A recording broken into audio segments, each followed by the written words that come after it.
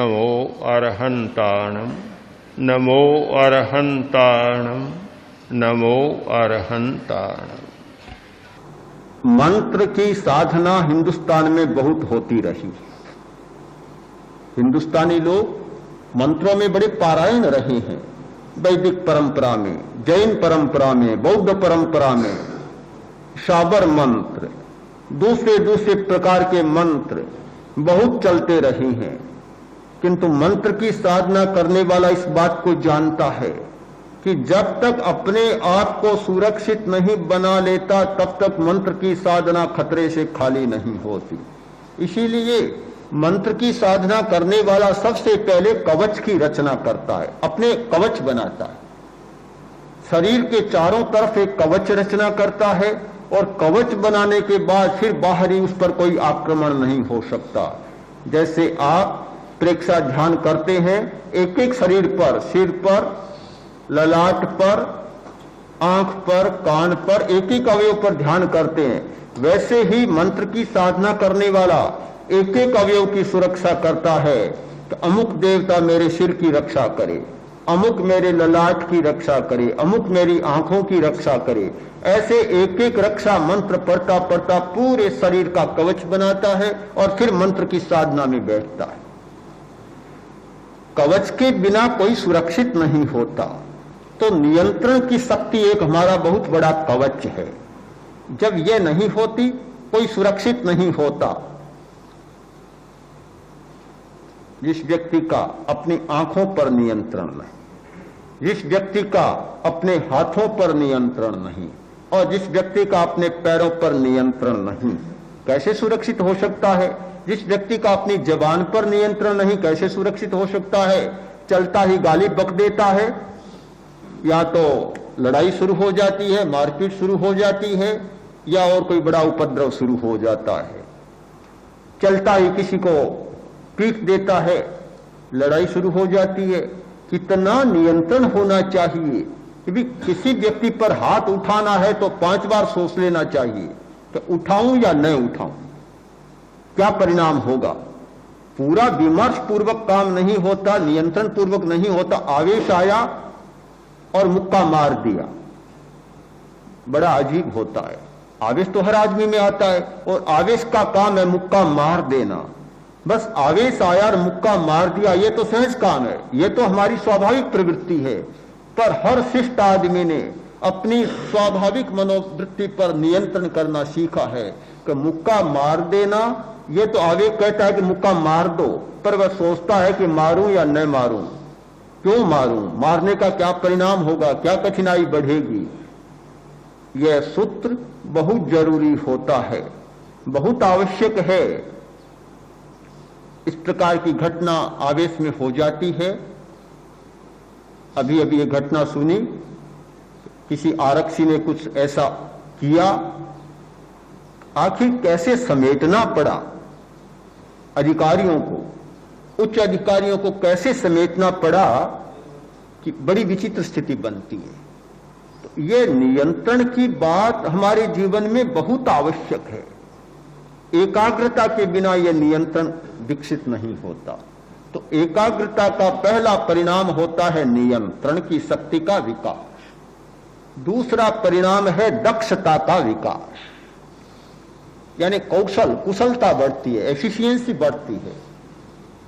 एक ही काम एक चंचल चित्त वाला व्यक्ति करता है और वही काम एक स्थिर चित्त वाला व्यक्ति करता है। दोनों की दक्षता में बहुत बड़ा अंतर आ जाएगा। दक्षता एकाग्रता के साथ जुड़ी हुई है। जिसका चित्त ही नहीं टिकता, कैसे अच्छा काम करेगा, कैसे वह कुशल बनेगा। कोई चित्रकार, कोई लिपिकार, कोई कलाकार, कोई अध्ययनशील व्यक्ति एकाग्र हुए बिना कभी सफलता को अवर्ण नहीं कर सकता। दक्षता उसकी नहीं बढ़ सकती।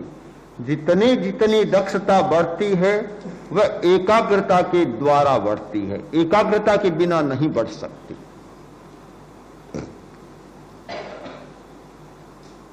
ये दक्षता का विकास करने के लिए बहुत बड़ी साधना करनी होती है। जो लोग चित्र बनाते हैं वे पहले बहुत एकाग्र होते हैं, बहुत बड़ी एकाग्रता साधनी पड़ती है। आप ये न माने कि ध्यान करने वाले को ही एकाग्रता की साधना करनी पड़ती है। एकाग्रता की साधना वे सब लोग करते हैं जो दक्षता प्राप्त करना चाहते हैं, चाहे किसी भी क्षेत्र में। आप तो स्वयं जानते हैं, निशाना लगाते हैं या बंदूक चलाना भी सीखते हैं, तो क्या एकाग्रता के बिना कभी हुआ है क्या ऐसा? हमारे यहाँ तो बहुत प्रसिद्ध बात है कि राधा वेद को साधा, यह साधा। किसने साधा? उस व्यक्ति ने साधा जिसने एकाग्रता से। द्रोणाचार्य पूछते चले गए, क्या देखते हो, क्या देखते हो?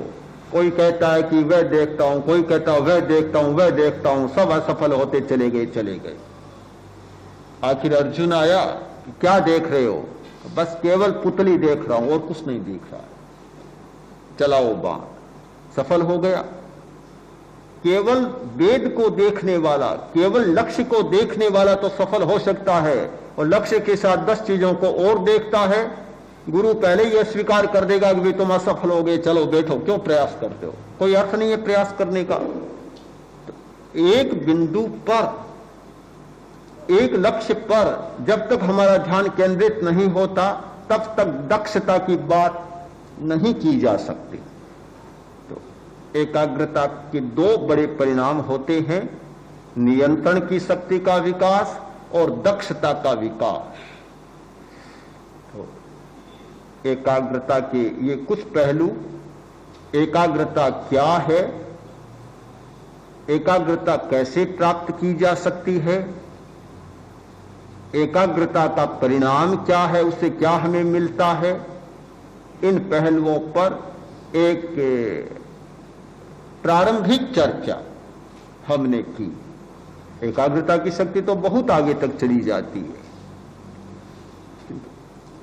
इसका एक दूसरा पहलू भी है, वह भी हम समझ लें। एकाग्रता एक शक्ति है, छुरे की धार एक शक्ति है, किसी भी शस्त्र की धार एक शक्ति है। वह धार भोंथरी भी हो सकती है, तेज भी हो सकती है।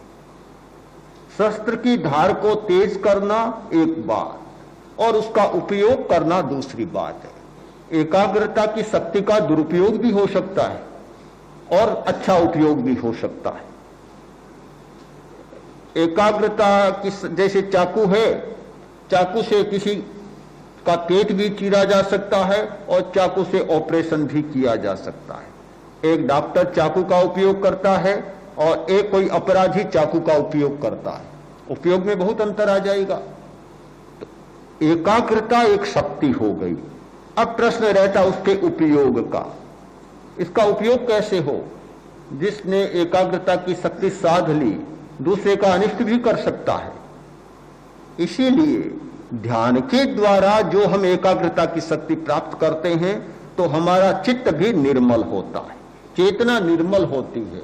जब निर्मलता और एकाग्रता दोनों बातें साथ आती है फिर किसी का अनिष्ट करने की बात नहीं होती, फिर उसका अच्छा उपयोग होता है।